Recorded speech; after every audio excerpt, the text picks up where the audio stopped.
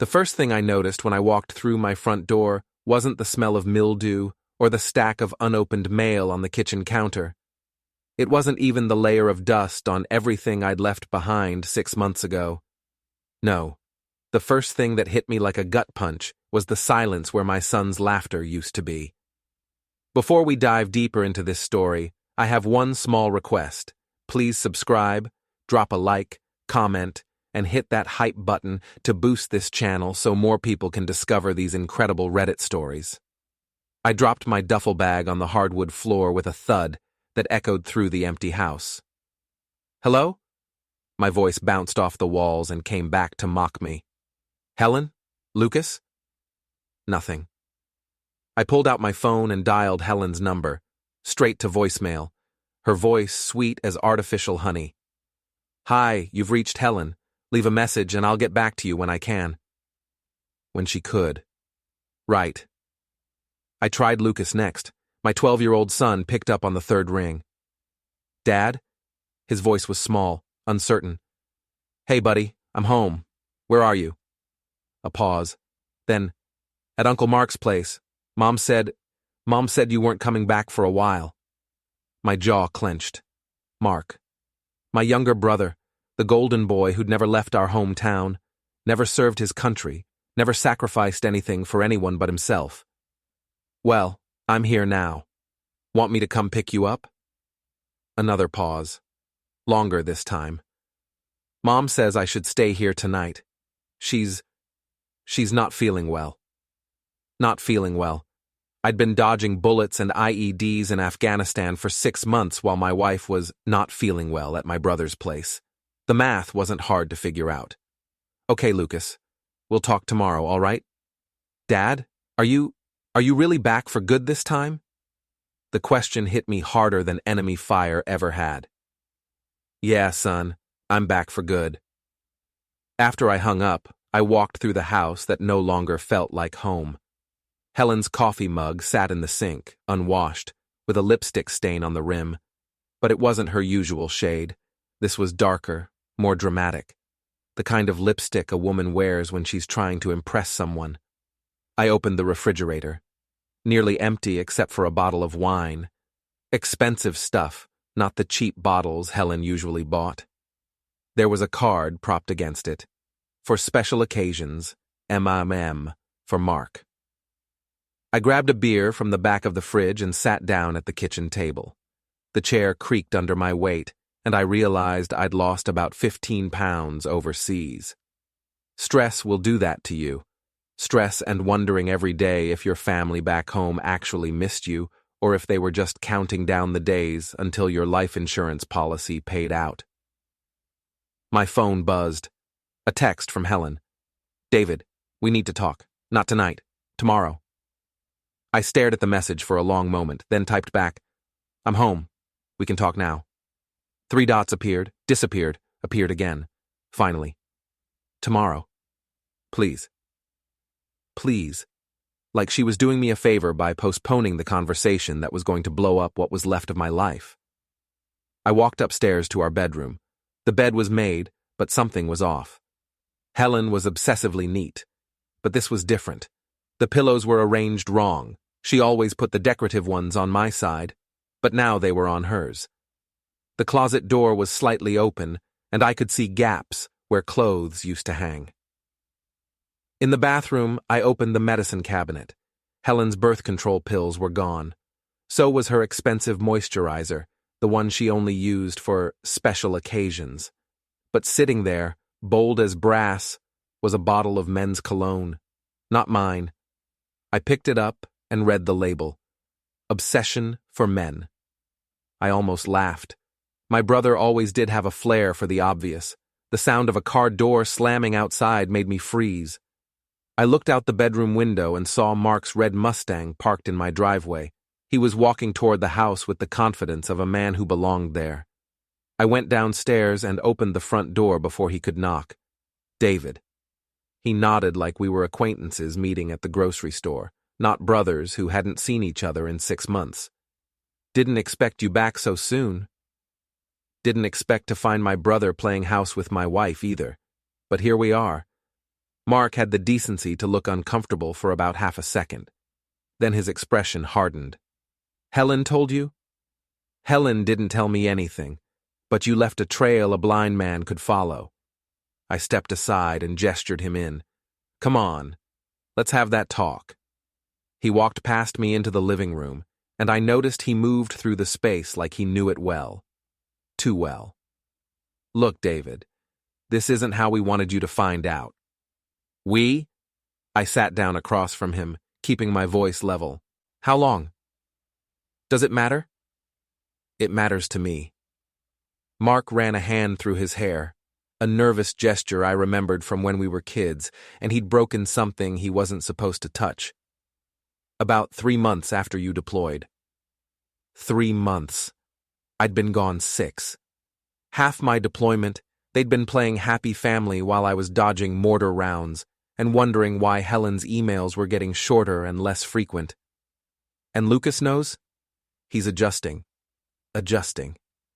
I repeated the word like it tasted bad. My son is adjusting to his mother shacking up with his uncle while his father is overseas. Don't make this sound worse than it is. I stood up slowly. How exactly would you make it sound better, Mark? Helen was lonely. You were gone. These things happen. These things happen. I nodded thoughtfully.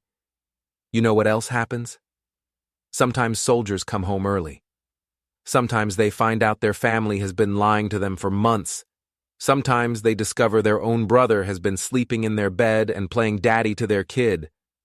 Mark stood up too, and I could see he was getting defensive. Good. Defensive people make mistakes. Helen's filing for divorce, David. This doesn't have to get ugly. Oh, it's already ugly, brother. The question is how ugly it's going to get. What's that supposed to mean? I smiled, and I could tell from his expression that it wasn't a particularly pleasant smile. It means I didn't spend 6 months in a war zone to come home and roll over for you and my cheating wife. You want Helen? You want my house? You want my son to call you daddy? You're going to have to fight for it. Mark's face flushed red. You can't stop this, David. Helen doesn't love you anymore. Lucas barely knows you. You've been gone more than you've been here for the past 5 years. Maybe, but I'm here now. For how long? Until the army sends you somewhere else? Until you decide playing soldier is more important than being a husband and father? The accusation hit home because there was just enough truth in it to sting. I had re-enlisted twice, had chosen deployments over family dinners, had missed birthdays and school plays and little league games, but I'd done it for them, for the steady paycheck, for the benefits, for the college fund I was building for Lucas. Get out of my house, Mark. It's not your house anymore. Helen's lawyer is going to... Get out. Something in my voice must have convinced him I was serious because he backed toward the door. This isn't over, David. No, I agreed. It's not. After he left, I sat in the dark for a long time, thinking. In the Army, they teach you that every mission starts with intelligence gathering. You need to know your enemy's strengths, weaknesses, resources, and plans before you can develop an effective strategy. I'd just identified my enemies. Now it was time to learn everything I could about them. I pulled out my laptop and started making a list. The next morning, I drove to Hawk's auto shop on the south side of town. Jimmy Hawk Hawkins had been my sergeant in Iraq, and when he got out of the Army, he'd used his savings to buy a failing garage and turn it into the most trusted auto repair shop in 3 counties. If you needed something fixed, modified, or investigated, Hawk was your man. I found him under the hood of a Chevy pickup, his weathered hands deep in the engine compartment. Well, I'll be damned, he said without looking up. The prodigal soldier returns. How was Afghanistan? Hot, dusty, and full of people trying to harm me. So pretty much like a normal Tuesday in Detroit. Hawk laughed and wiped his hands on a shop rag. Heard you had some excitement on the home front too. News travels fast in a small town. Your brother's been bragging about his new girlfriend at Murphy's bar. Took me about 10 seconds to figure out who he was talking about. Hawk's expression darkened. Sorry, man. That's gotta hurt. It does, but pain's just information. It tells you something's wrong and needs to be fixed. What do you need? I'd always appreciated that about Hawk. No judgment, no useless sympathy, just straight to business. Information first. I need to know everything about Mark's finances, his business, his habits. I need to know Helen's plans, who she's talked to, what lawyers she's contacted, what she's told Lucas. And then? Then I need some technical assistance. Hawk grinned, and it wasn't a nice expression. Now you're speaking my language. What kind of technical assistance? The kind that helps a man protect his interests. Legal protection, I assume. Absolutely legal. I'm not looking to break laws, Hawk. I'm looking to use them. We spent the next hour planning. Hawk had connections throughout the town. Mechanics talk to everyone, and everyone talks to mechanics. Within a week, I'd have a complete picture of what Helen and Mark had been doing, planning, and saying. From the auto shop, I drove to the office of Patricia Wells, the lawyer who'd handled my will before my last deployment. She was a sharp woman in her 50s who'd built her practice on helping military families navigate the legal challenges of frequent deployments and relocations. David? She said, standing up from behind her desk to shake my hand. I heard you were back. How can I help you? My wife is filing for divorce. I need to know where I stand. Patricia's expression became carefully neutral. Have you been served papers yet? No, but it's coming. She's been having an affair with my brother for months. I need to protect my relationship with my son and my financial interests. Adultery can be a factor in custody and property division, but you'll need proof. Do you have any? I pulled out my phone and showed her the photos I'd taken the night before. Mark's cologne in my bathroom, the wine bottle with his note, the text messages between Helen and me. This is a start, but you'll need more. Documentation of the affair, evidence of how long it's been going on, proof of any financial impropriety. She leaned back in her chair. David, I have to ask, are you planning to contest this divorce? I'm planning to make sure I don't get screwed over by it. That's not the same thing. I thought about that for a moment. No, I'm not going to fight to save my marriage. Helen made her choice. But I'm not going to make it easy for her to erase me from my son's life or steal everything I've worked for. Patricia nodded approvingly. That's a healthier approach. Let me make some calls and see what I can find out about her legal representation. In the meantime, document everything. Every conversation, every interaction with Lucas, every asset you can identify. And David? Yeah? Be careful. Divorce brings out the worst in people. Don't give them ammunition to use against you. I left her office with a list of things to do and a growing sense of purpose. For 6 months, I'd felt powerless, stuck on the other side of the world while my life fell apart. Now, I was taking action. My next stop was Lucas's school. I wanted to talk to his teachers, see how he was handling the situation at home. Jefferson Middle School was a brick building that had seen better decades, but the staff cared about their students. Mrs. Rodriguez, Lucas's homeroom teacher, agreed to meet with me during her lunch break. Mr. Thompson, I'm glad you're back. Lucas has been having a difficult time lately. What kind of difficulties? His grades have slipped, and he's been withdrawn in class. Last week he got into a fight with another student very unlike him. When I asked him about it, he said the other boy was making fun of his family situation.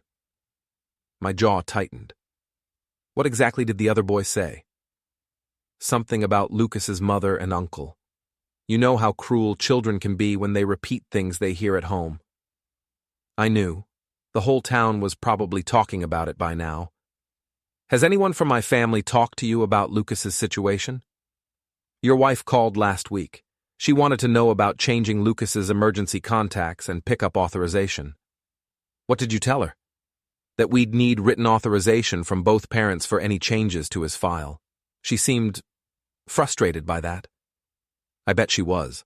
Helen was probably trying to cut me out of Lucas's life systematically, starting with the school records. Mrs. Rodriguez, I want you to know that I'm not going anywhere. Whatever happens between my wife and me, I'm going to be part of my son's life. I'm glad to hear that. Lucas needs stability right now. After leaving the school, I drove past Mark's gym. It was a converted warehouse on the edge of downtown, with big windows and modern equipment visible from the street. The parking lot was full of expensive cars. Mark had built a successful business catering to the town's wealthy residents. I parked across the street and watched for a while. Mark came out around 3 o'clock, dressed in workout clothes that probably cost more than my monthly car payment. He got into his Mustang and drove toward the residential area where Helen and I lived, where Helen still lived. I followed at a distance, curious to see what their afternoon routine looked like. He pulled into the driveway of our house, my house, and used a key to let himself in. A key. He had a key to my house. I parked down the street and called Hawk. I need that technical assistance we talked about, I said when he answered. What kind? The kind that lets me know what's happening in my own house. Surveillance? Security system. Perfectly legal to monitor your own property. I can have something set up by tomorrow. Audio and video? Both. And Hawk? Make sure it's admissible in court. That evening, I took Lucas out for dinner at his favorite pizza place. He was quiet at first, picking at his food and avoiding eye contact. How are you doing, buddy? I asked. Okay, I guess. Just okay? He shrugged. Kids at school are saying things. What kind of things? About Mom and Uncle Mark. About you. He looked up at me with eyes that seemed older than his 12 years. Dad, are you and Mom getting divorced? I'd been dreading this question, but I owed him honesty. Probably, Lucas, but that doesn't change anything between you and me. I'm your father, and I love you, and nothing is ever going to change that. Will I still live with you? We'll figure that out. But no matter what happens, you'll always be the most important thing in my life. Lucas nodded, but I could see the uncertainty in his expression. His world was falling apart, and there was nothing I could do to protect him from that pain. Dad, are you mad at Uncle Mark? Such a simple question with such a complicated answer. Yes, son, I am. Are you going to fight him? Not the way you mean. But I'm not going to let him take everything that matters to me without a fight. Lucas seemed to accept that answer. We spent the rest of dinner talking about school, his friends, and his plans for summer vacation. Normal father-son conversation that felt precious, because I didn't know how many more opportunities we'd have. When I dropped him off at Mark's place, Helen came out to meet us. She looked good, better than she had in months. New haircut, new clothes, makeup carefully applied. She was glowing with the kind of happiness that comes from new love and guilty secrets. David. She nodded politely, like I was a neighbor she barely knew. Helen, we still need to have that talk. Tomorrow, I promise. Where? When? The house. 10 o'clock. I watched her walk Lucas to the door, saw how she ruffled his hair and smiled at something he said. She was still a good mother, I had to give her that. But she was no longer my wife, and after tomorrow, we'd both have to figure out what that meant. As I drove home, I thought about the conversation we'd have in the morning. Helen would try to make this seem reasonable, inevitable, maybe even my fault. She'd talk about growing apart, about needs not being met, about how she and Mark had fallen in love, like it was something that had just happened to them instead of something they'd chosen. But I knew better. Love doesn't just happen. It's a decision you make every day, a commitment you honor even when it's difficult. Helen had decided to stop loving me and start loving my brother. That was her choice. Now I had to make some choices of my own. Helen was waiting for me in the kitchen when I arrived at 10 o'clock sharp. She'd made coffee, a domestic gesture that felt absurd under the circumstances, and was sitting at the table with a manila folder in front of her. Thank you for coming, she said, like I was visiting someone else's house instead of entering my own. Thank you for finally agreeing to talk to your husband. She winced at the word husband, and I filed that reaction away for future reference. David, I know this is difficult. Stop. I held up my hand. Before you launch into whatever speech you've prepared, I want to ask you one question. When did you decide our marriage was over? It's not that simple. It's exactly that simple. At some point, you made a decision to give up on us and start sleeping with my brother. When? Helen looked down at her coffee cup. I don't know. It happened gradually. Bullshit. The word came out harder than I'd intended. You don't gradually fall into bed with someone. You don't accidentally start an affair. You made a choice. When? Last Christmas, she said quietly. What happened last Christmas? You missed Lucas's school play. Again. You'd promised you'd be there, but you had to work late on some training exercise. Lucas was devastated. He kept looking for you in the audience, and when you didn't show up, she trailed off. I remembered that night. There had been a training exercise, but it wasn't mandatory. I could have left, should have left, but I'd been trying to impress a new commanding officer. So you decided to punish me by sleeping with Mark? It wasn't punishment. Mark was there. He came to the play, took pictures, told Lucas how proud he was. Afterward, we went for coffee, and we talked about how lonely we both were. Mark was lonely? I couldn't keep the sarcasm out of my voice. Poor Mark, with his successful business and his parade of girlfriends. How tragic. He's not happy, David. He's never been happy, and neither was I. So you decided to be unhappy together. Helen's composure cracked slightly. We fell in love. No, you fell into lust. There's a difference. You don't know what you're talking about. I know that real love doesn't require betraying other people. I know that if you'd loved me enough to work on our problems instead of running to my brother, we might have saved our marriage. Would we have? When was the last time you told me you loved me? When was the last time we had dinner together without you checking your phone? When was the last time you chose your family over the army? The accusations stung because they contained enough truth to hurt. I had been absent, distracted, more committed to my career than to my marriage. But that didn't justify what she'd done. You're right, I said, and I saw surprise flicker across her face. I wasn't a perfect husband. But you know what I never did? I never cheated on you. I never lied to you. I never brought another woman into our bed. I never brought Mark into our bed. Where then? His place? A hotel? The back seat of his Mustang? Helen's face flushed red. That's disgusting. What's disgusting is that my wife was screwing my brother while I was overseas serving our country. Don't you dare try to make this about patriotism. This is about a marriage that was already over. If it was already over, why didn't you file for divorce before you started your affair? Helen didn't have an answer for that, so she opened the manila folder and pulled out a stack of papers. These are divorce papers. I'm filing on grounds of irreconcilable differences. Not adultery? There's no need to make this uglier than it has to be. I laughed, but there was no humor in it. Helen, you've been sleeping with my brother for months. You've been lying to our son. You've been planning to destroy our family while pretending everything was fine. How exactly could this get uglier? We can do this civilly, or we can make it a war. Your choice. My choice. I nodded thoughtfully. Okay. I choose war.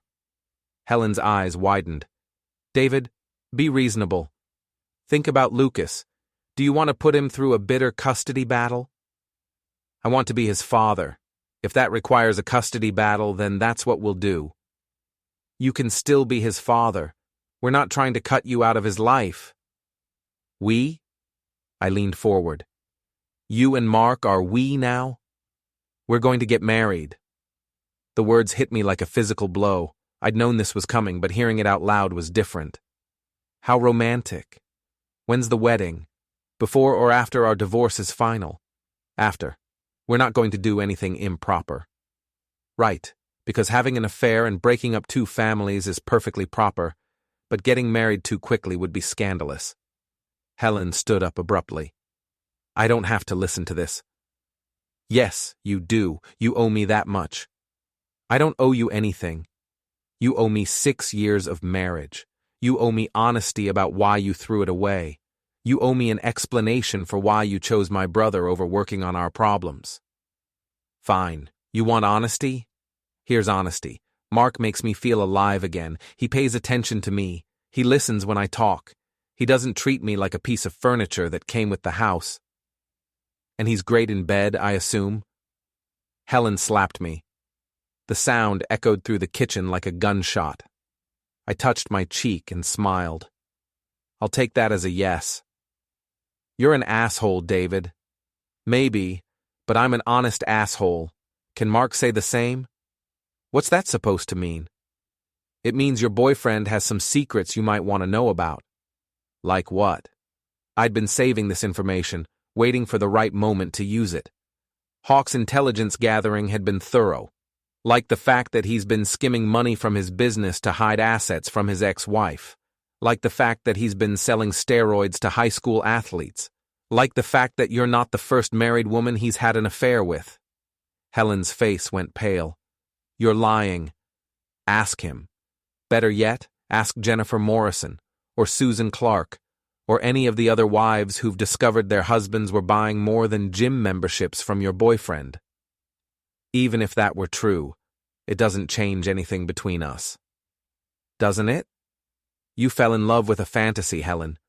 You think Mark is this perfect guy who's going to make all your dreams come true, but he's just a small-town player who saw an opportunity to screw his brother's wife. Stop it. You think he's going to marry you and be a father to Lucas?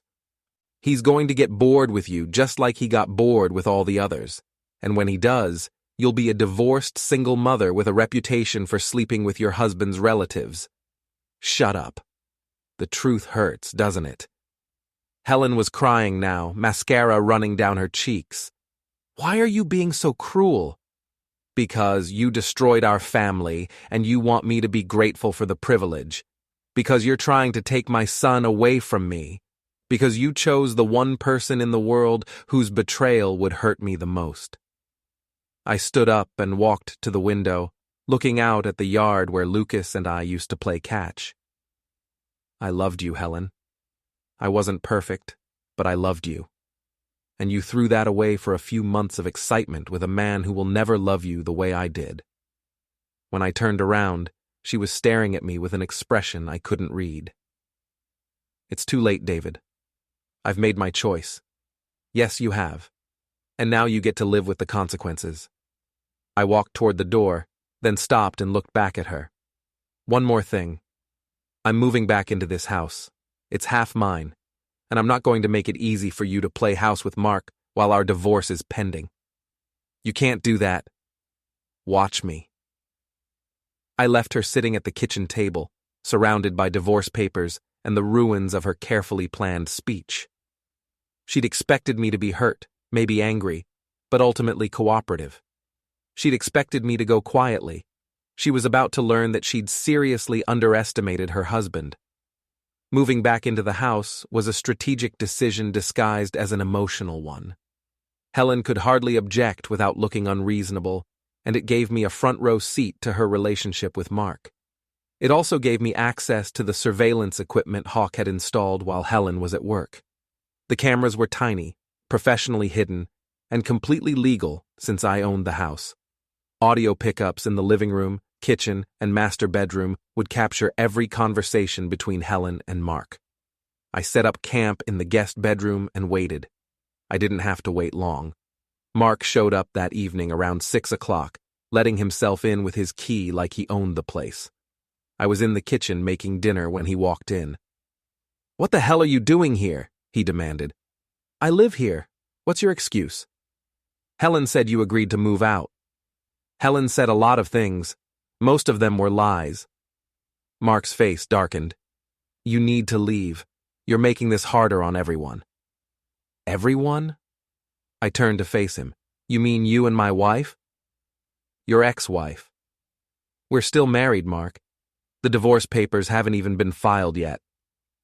That's just paperwork. Is it?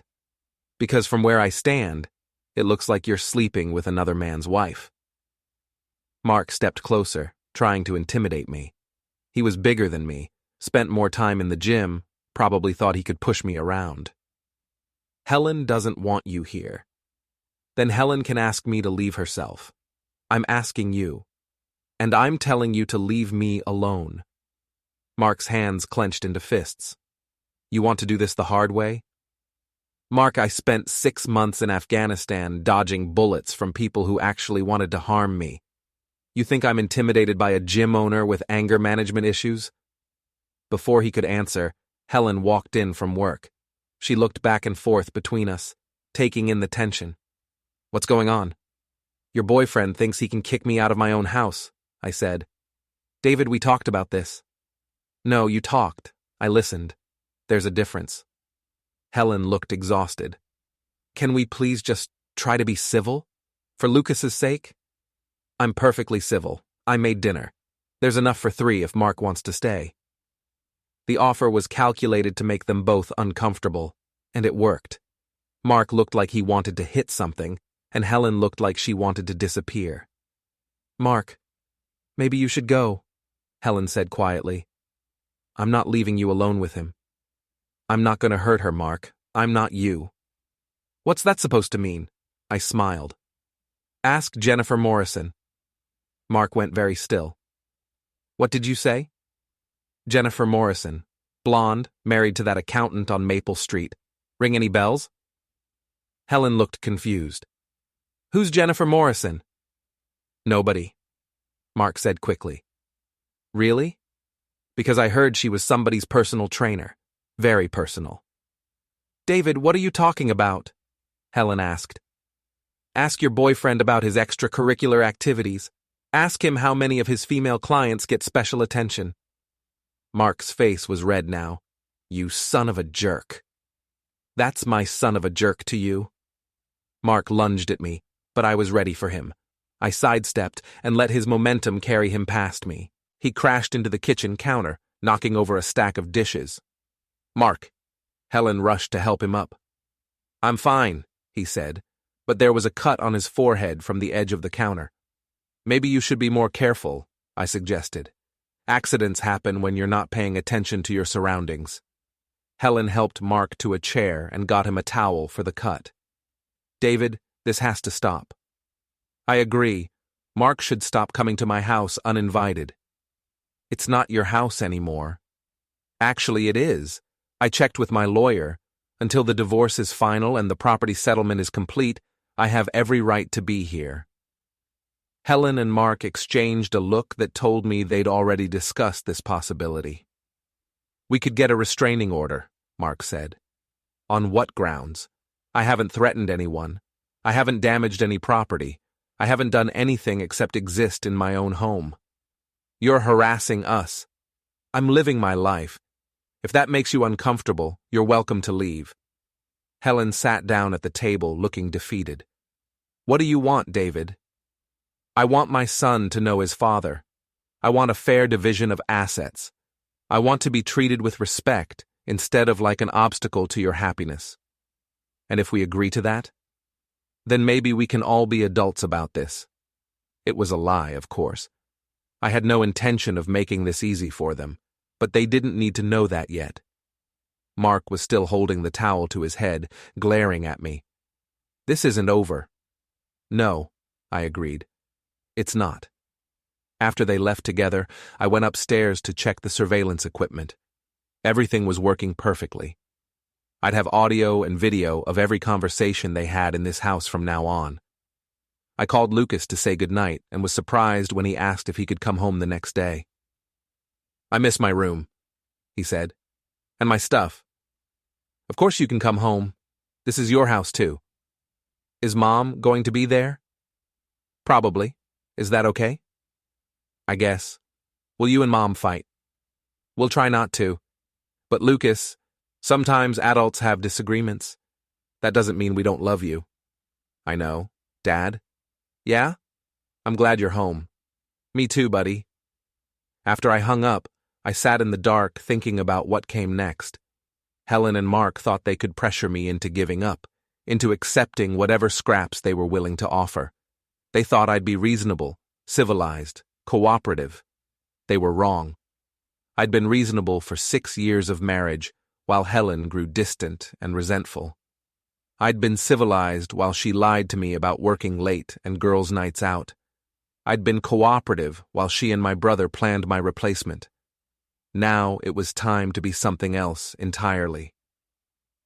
I pulled out my laptop and started researching Mark's business.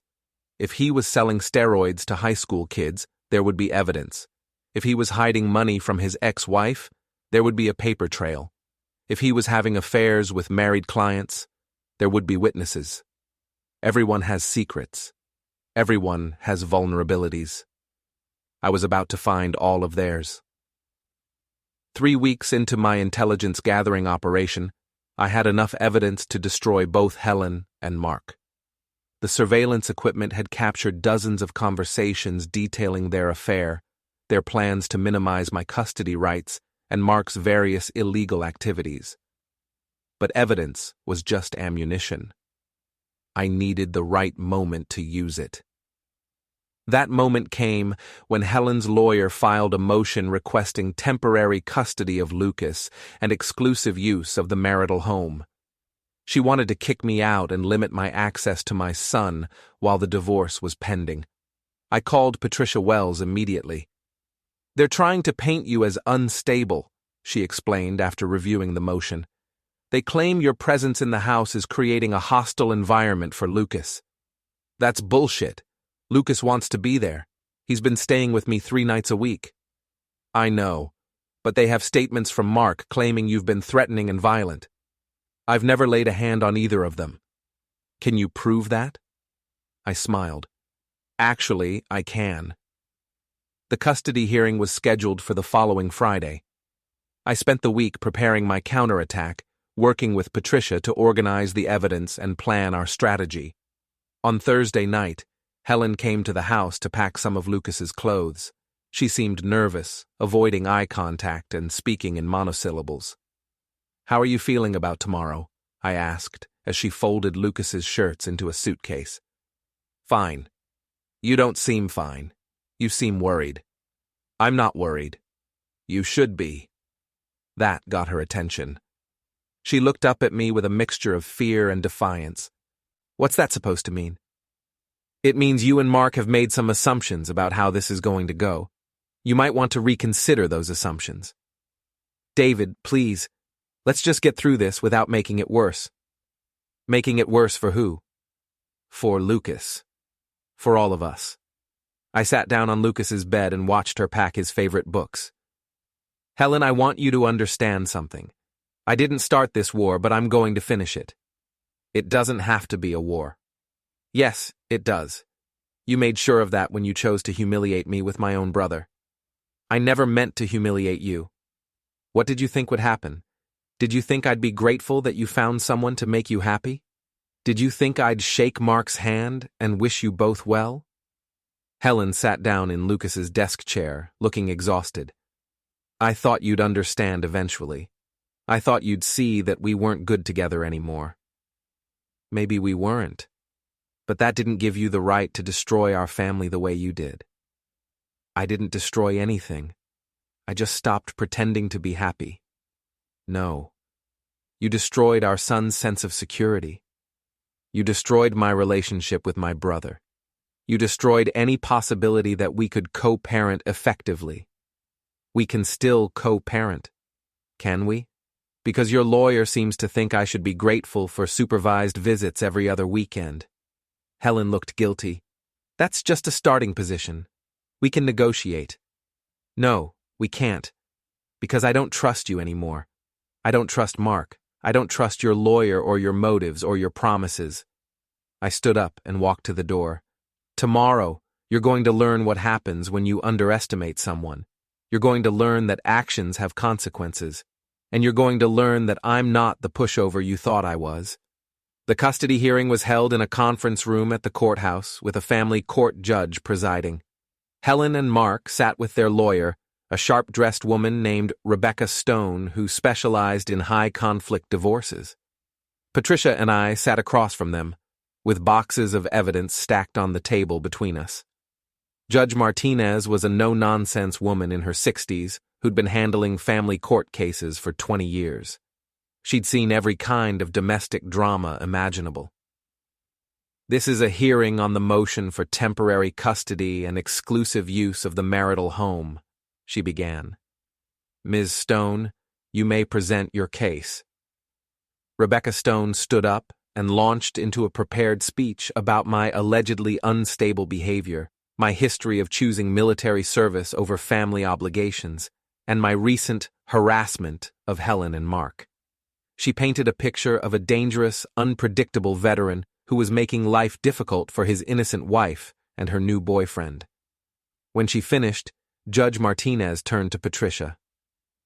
"Ms. Wells, your response?" Patricia stood up with a tablet in her hand. "Your Honor, my client has been the victim of a systematic campaign of deception and manipulation.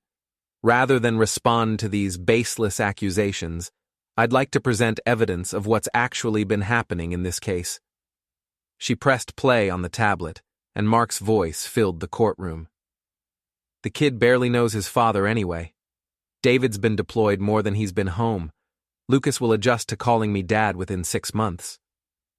Helen's voice followed. "What about the custody arrangement?" "We'll give him every other weekend. That's more than enough. Besides, if he causes problems, we can always claim he's unstable. PTSD, anger issues, whatever works." The courtroom went silent. Helen's face was white, and Mark looked like he wanted to disappear. "Your Honor," Patricia continued, "this conversation was recorded legally in my client's own home, using security equipment installed to protect his property. It clearly shows that the respondent and her boyfriend have been planning to manipulate the custody process." She played more recordings, Mark bragging about his affairs, Helen discussing how to hide marital assets, both of them mocking me and planning to minimize my role in Lucas's life. "Furthermore," Patricia said, "we have evidence that Mr. Mark Thompson has been engaged in illegal steroid distribution and tax evasion through his business." She presented bank records, text messages, and witness statements that Hawk had helped gather.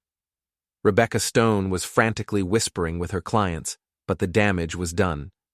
Judge Martinez looked disgusted. "Ms. Stone, do your clients have any response to this evidence?" Rebecca Stone stood up slowly. "Your Honor, we'd like to request a recess to review these materials." Motion denied.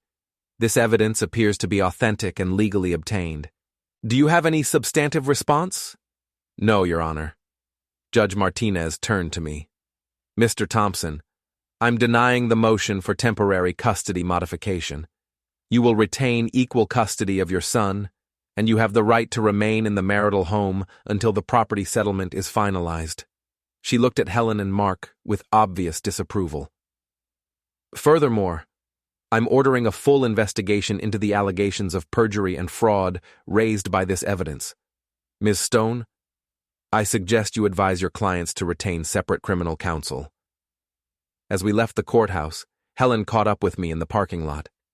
"David, please, we need to talk." "No, we don't. This is going to destroy Mark. The steroid charges, the tax evasion, he could go to prison. That's not my problem. What about Lucas? How is this going to affect him?" I stopped walking and turned to face her. "You should have thought about that before you decided to blow up his family." "I made a mistake." "No, Helen. You made a choice. A series of choices. And now you get to live with the consequences. Can't we work something out? Some kind of deal?" "What kind of deal?"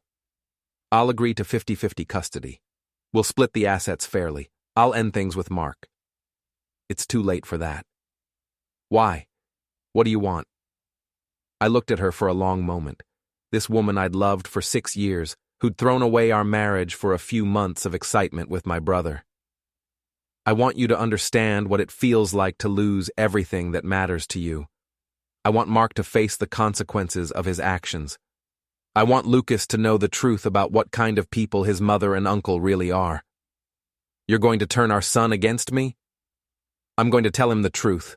What he does with that information is up to him. Helen started crying. This isn't the man I married. No, I agreed. The man you married was naive enough to trust his wife and brother. The man you married believed that people were basically good, that love conquered all, that doing the right thing mattered. I got in my car and rolled down the window. You hurt that man, Helen. What you're seeing now is what emerged in his place. As I drove away, I could see her in my rearview mirror, standing alone in the courthouse parking lot, finally understanding that her actions had consequences she'd never anticipated. The war was over. I'd won. But victory tasted different than I'd expected. It tasted like ashes and regret, like justice served cold, like the end of everything I'd once believed about love and family and forgiveness. 3 months later, Mark pled guilty to steroid distribution and tax evasion. He got 18 months in federal prison and lost his gym. Helen moved back in with her mother and got a job as a receptionist at a dental office. Lucas chose to live with me full-time. He visits his mother every other weekend, but he's never forgiven her for what she did to our family. He's never forgiven Mark for pretending to be his friend while betraying his father. I got everything I wanted, my son, my house, my revenge. But late at night, when Lucas is asleep and the house is quiet, I sometimes wonder if winning was worth becoming the kind of man who could destroy the people he once loved. Then I remember the sound of Mark's voice talking about making Lucas call him Dad, and I remember Helen's laugh when she mocked my deployment, and I know that some betrayals can't be forgiven. Some wars have to be fought to the end.